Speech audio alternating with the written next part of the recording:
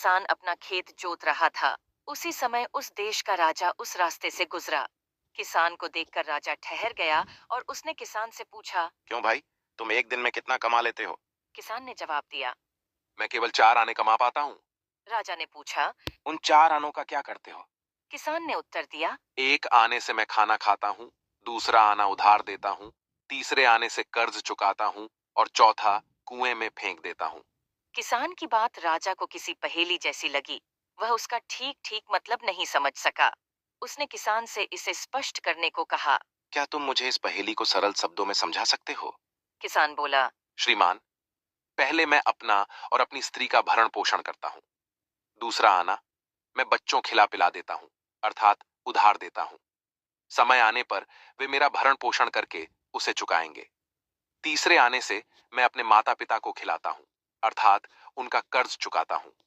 और चौथा आना, मैं अतिथि सत्कार और दान धर्म पर खर्च करता हूँ, अर्थात कुएं में डाल देता हूँ, जिसके लिए मैं कोई पुरस्कार या प्रतिफल की आशा नहीं करता। किसान का जवाब सुनकर राजा बहुत खुश हुआ और उसने किसान को अपना परिचय देते हुए कहा। देखो, जब तक तुम मेरा मुंह 100 बार नहीं देख लो, तब तक इन प्रश्नों का जवाब किसी को भी मत बतलाना। राजा की बात को किसान कैसे इनकार कर सकता था, इसलिए उसने किसी को भी उत्तर नहीं बताने की प्रतिज्ञा की और अपने काम में लग गया। दूसरे दिन जब राजा अपने दरबार में बैठा हुआ था, तो उसने मंत्रियों से पूछा। आप लोगों के लिए एक प्रश्न जवाब देने के लिए है। इस देश में एक किसान है जो 4 आने रोज कमाता है। पहला वह खाता है, दूसरा उधार देता है, तीसरा चुकाता है और चौथा कुएं में डाल देता है। इसका मतलब क्या है? बेचारे मंत्रियों ने बहुत माथा लगाया, किंतु कोई संतोषजनक उत्तर नहीं पा सके। फिर मंत्रियों में से एक ने पता लगाया कि कल राजा किसी किसान से मिला था।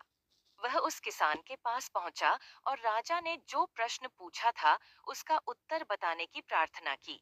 देखो भाई, मुझे खबर है कि कल तुमसे राजा मिले थे और तुमने उन्हें कोई पहेली में उलझा दिया था। और राजा ने आज हमें भी वही पहेली का उत्तर बताने बोला है। कृपा करके मुझे वो पहेली का उत्तर बता दो। किसान ने कहा कि मैं उत्तर जानता हूं, किंतु वह तब तक नहीं बता सकता जब तक राजा का मुंह 100 बार नहीं देख लूं। ऐसी प्रतिज्ञा खुद राजा ने मुझसे ली है। मंत्री बहुत तेज बुद्धि का था। उसने झट अपनी जेब से 100 स्वर्ण मुद्राएं निकाली, जिन पर राजा का चित्र छपा हुआ था। किसान ने उन मुद्राओं पर राजा का चित्र देखकर प्रश्न का उत्तर बता दिया। अगले दिन मंत्री ने राजा को प्रश्न का उत्तर बता दिया। उत्तर सुनते ही राजा ने कहा। तुमने अवश्य उस किसान से इसका उत्तर पूछा है। फिर राजा ने उस किसान को बुलाया और पूछा। तुमने अपनी प्रतिज्ञा क्यों नहीं निभाई? किसान ने उत्तर दिया। महाराज, मंत्री जी को जवाब देने के पहले मैंने आपका चेहरा 100 बार देख लिया था। तब उसने राजा को 100 सोने की मुद्राओं वाली थैली दिखाई।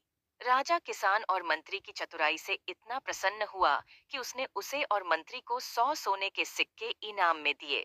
तो दोस्तों, इसी प्रकार मंत्री के चतुराई के कारण किसान और मंत्री दोनों का भला हुआ।